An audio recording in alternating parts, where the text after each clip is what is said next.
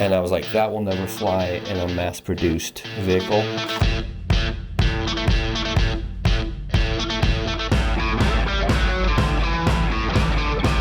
It's What the Truck Wednesday, you fine folks. Welcome in. Yeah. Hi. All right, so we got 3 items today of note, 2 products to lay on you, and these are good. These, we're going to dispel rumors and myths. For sure. With this item. For sure. Yeah.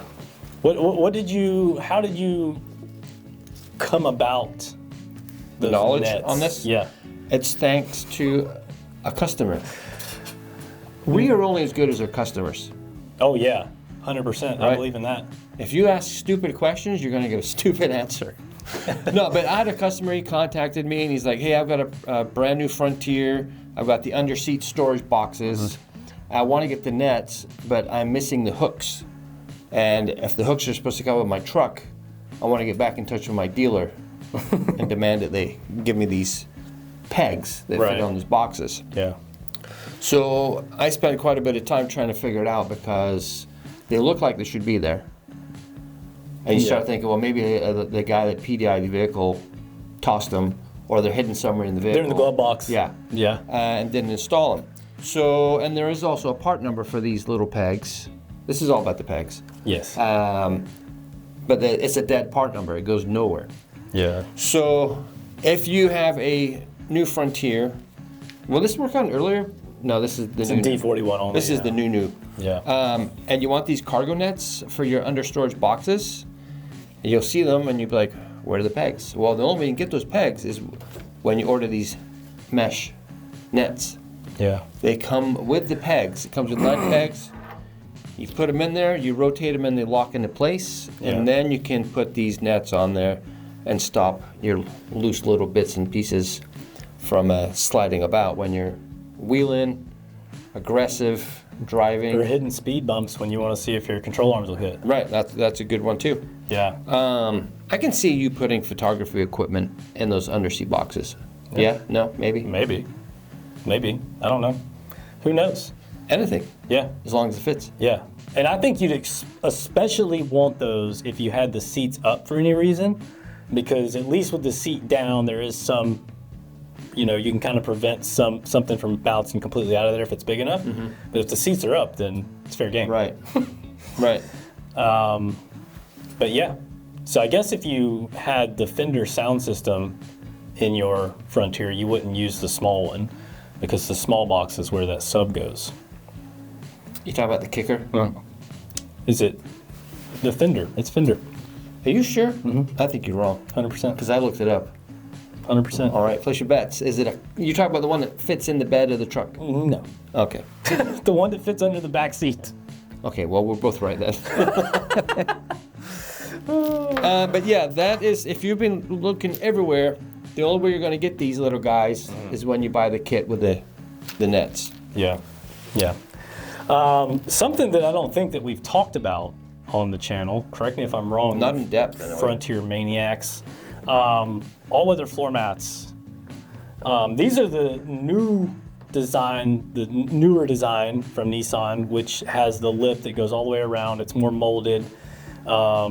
And I absolutely hate getting in any of our vehicles when they don't have the rubber mats in. Right. I hate it. Personal testimony, I put all-weather floor mats in my wife's Ford. Mm-hmm.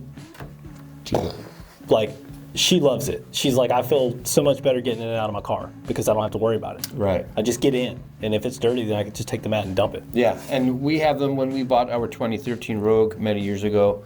First thing we did was to get these all-weather mats. Yeah. And they're still like brand new condition. You take them out once a year, as needed, and then you just hose them off. Right. Let them dry, and they're good to go back in, and they still look brand new. Yeah. One thing, these do have the holes for the clip that holds them. Make sure you snap these into place. They're kind of hard on the rubber mats, but I've seen tons, like every time we get a used truck in, they're never installed. They're just sitting there. Really? So, I mean, they're probably not going to go anywhere because but they won't sit flat back on the back. Yeah, and make sure you take out your carpeted mat because yes, please. if you're not careful, I don't know about these ones, but I have them in my daily. But they're kind of like a one-size-fits-all thing. Yeah. And they slide forward. Yeah. And then one day I'm going up the freeway on ramp, and it's just, I take my foot off the gas, and it's going faster and faster and faster. The mat had slid up underneath the gas pedal, or somehow it jammed it. Cruise control. Yeah, sure. That opened up everybody's eyes on the way to the soccer meet. That's exciting. Something really exciting has made its way onto the internet, and it's kind of like spread like wildfire. What?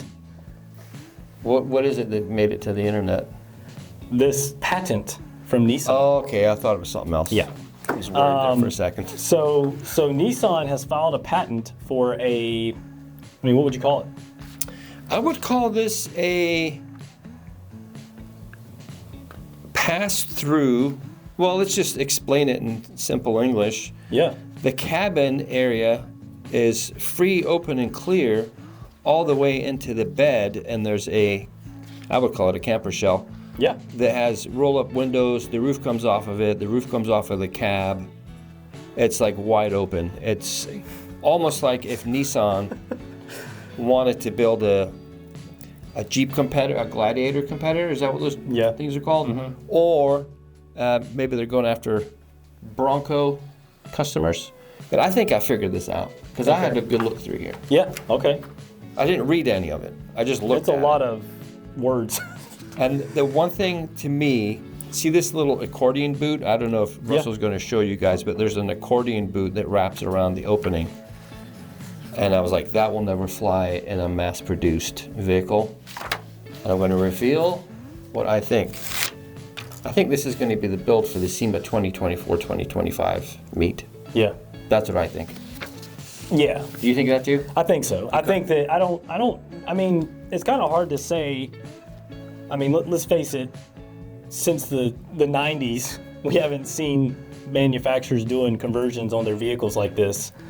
But Nissan has been coming out with all the stuff that they've launched in the last couple of years. So, I mean, I think it'd be exciting if they did it. It'd definitely be cool. I just don't know what cost feasibility is. I mean, you're talking about a $46,000 truck, and now you're throwing a conversion on it. How much is? I mean, right? That's a lot of money, but it's cool. I would like to somebody who knows how to do graphic design. Can you please put this like on a truck so we can see it, make it look real life, and we can sort of fantasize about it a little bit? How about this name? Does this name ring a bell with anybody? Keith St. Clair of Brentwood, Tennessee, is the inventor. Yeah. So maybe he's well known in the custom modification department. Maybe.